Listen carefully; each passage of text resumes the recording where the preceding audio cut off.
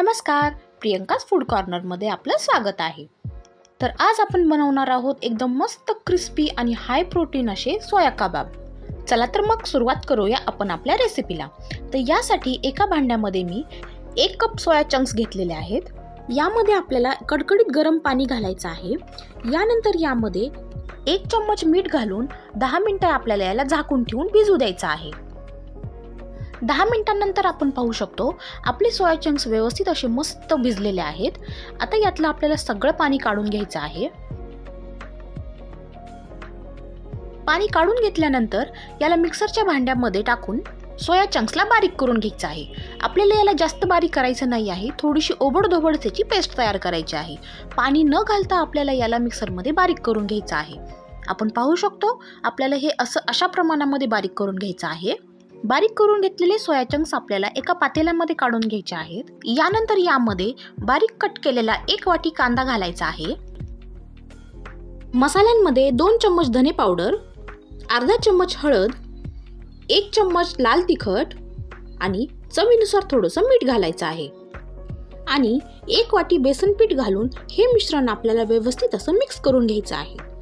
यामध्ये आपल्याला सगळ्यात पहिल्यांदा पाण्याचा वापर करायचा नाही आहे। असंच हे मिश्रण आपल्याला मिक्स करून घ्यायचं आहे। जर आपल्याला मिश्रण जास्त कोरडं वाटत असेल तरच आपल्याला इथे पाण्याचा वापर करायचा आहे। आधीपासून जर आपण पाण्याचा वापर केला तर मिश्रण आपलं जास्त पातळ होतं, त्यामुळे आपले कबाब व्यवस्थित होत नाहीत। म्हणून आपल्याला पाण्याचा खूप कमी प्रमाणामध्ये वापर करायचा आहे। आपण पाहू शकतो पाण्याचा वापर न करताही आपला याचा व्यवस्थित असा डो तयार झालेला आहे। तरी पण आपल्याला इथे थोडंसं पाणी वापरायचं आहे जेणेकरून आपले कबाब व्यवस्थित तयार होतील।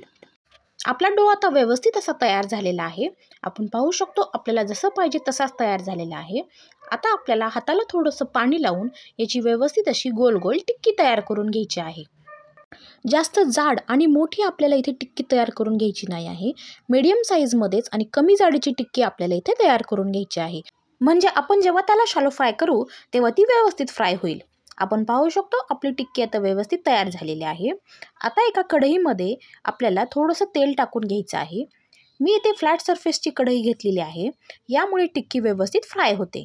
इथे आपल्याला थोडंसं तेल टाकून घेतल्यानंतर तेल व्यवस्थित कडकडीत गरम झाल्यावरच यामध्ये आपल्याला टिक्की टाकायची आहे। जर कमी कडकडीत गरम तेलामध्ये जर आपण टिक्की टाकली तर टिक्की ही तेल पिते, त्यामुळे ती तेलकट होते। लो टू मीडियम फ्लेमवर आपल्याला याला व्यवस्थित असं फ्राय करून घ्यायचं आहे।